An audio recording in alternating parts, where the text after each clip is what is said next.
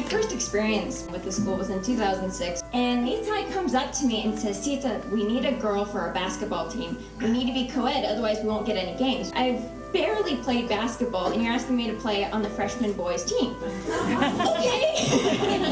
So I went into it, and I was really looking forward to it because I love sports. But I was also kind of wondering, well, how much am I going to be accepted? Because here, I'm substantially younger than everyone else, and I'm a girl, and so there's all that sort of thing.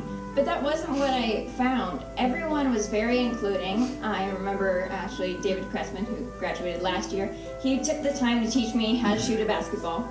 And just their patience and their understanding of someone learning showed me that this is really somewhere I want to go to high school. Living Wisdom School prepares a student to not only to know what that is that motivates them deeply, but to have the tools to be able to manifest that. The teachers are going to try to find out what are the things that really deeply interest them and motivate them, and what are they actually going to be able to give their energy to joyfully as they become adults. Theater was a strength. Then for English in high school, I was able to write a play and direct it. You know, there was enthusiasm, go with the child's enthusiasm. Not only do we look at the child's strengths, but we also lead with inspiration, because whatever I can be excited or inspired about, I can then pass on that same inspiration onto the kids. We really designed the curriculum to fit the child as opposed to fitting the child into curriculum.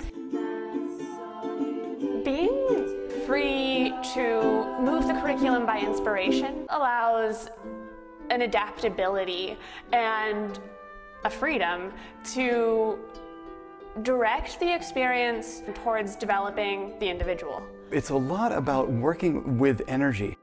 If you come in on a Monday morning and everybody's just asleep on the floor, you need to get their energy moving, versus a Friday afternoon where kids are bouncing off the walls.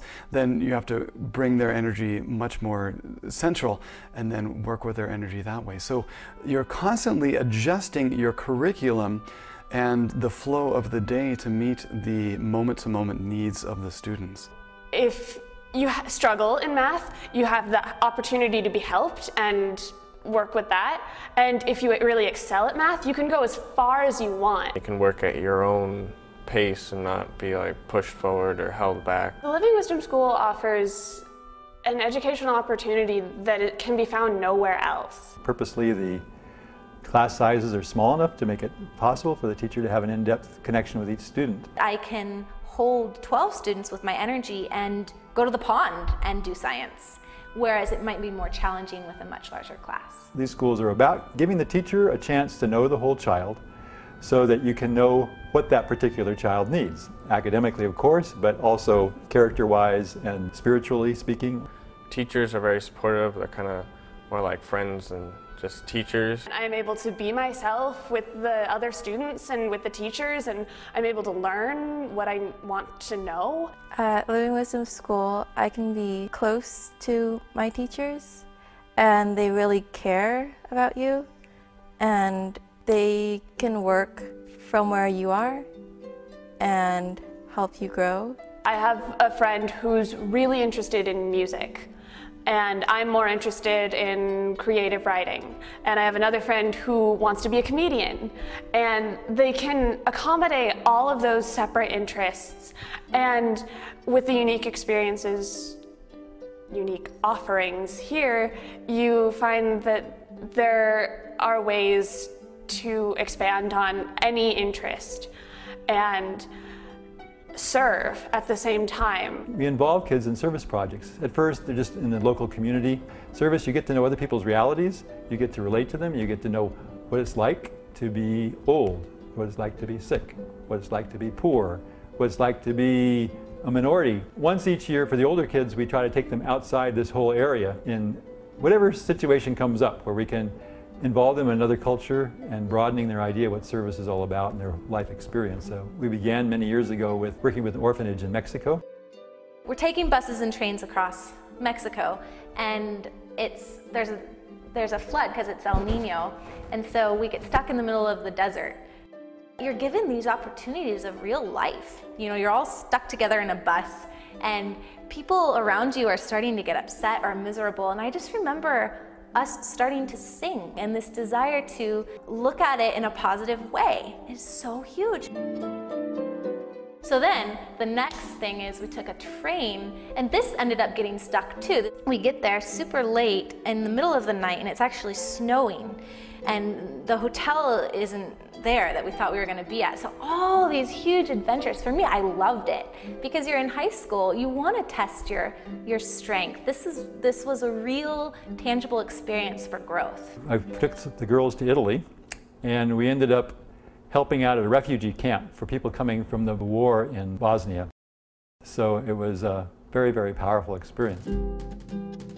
Getting out there into the world, going to see new places like Mexico, that's really kind of helped me understand more of who I am. This year we went to Quebec. I really loved dancing at Quebec in La Cité Écologique.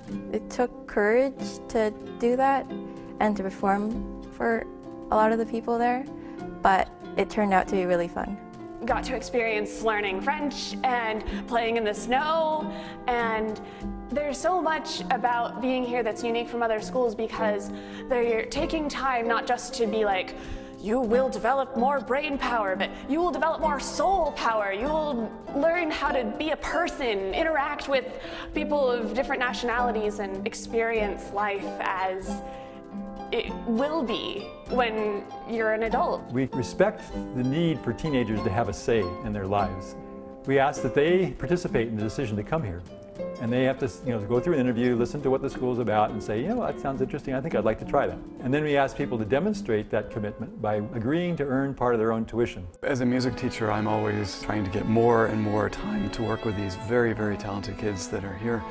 And unfortunately, I have to take my turn in line because the academics are a very strong part of our curriculum. So they spend a lot of time with math, in English, in history, in the sciences. It's amazing that in this past year, despite all the extra things that these kids do, they scored in the top 2% of the nationwide test scores, top 2%. When we had our accreditation visit recently, the accreditation committee was commenting that the environment here is unprecedented, probably within the whole United States, maybe within the whole world, in terms of the quality of relationships between the students and the teachers and staff, that there was a much higher degree of mutual respect and support than they'd ever seen in any other school they visited. At this point, we've had a lot of graduates, and we can say they do really well. One of the guys that graduated here got an award as the Outstanding Economics Student at Chico State for this past year. They've gotten into different colleges that are hard to get into. Mills, Lewis and Clark, Berea, University of California, Santa Cruz.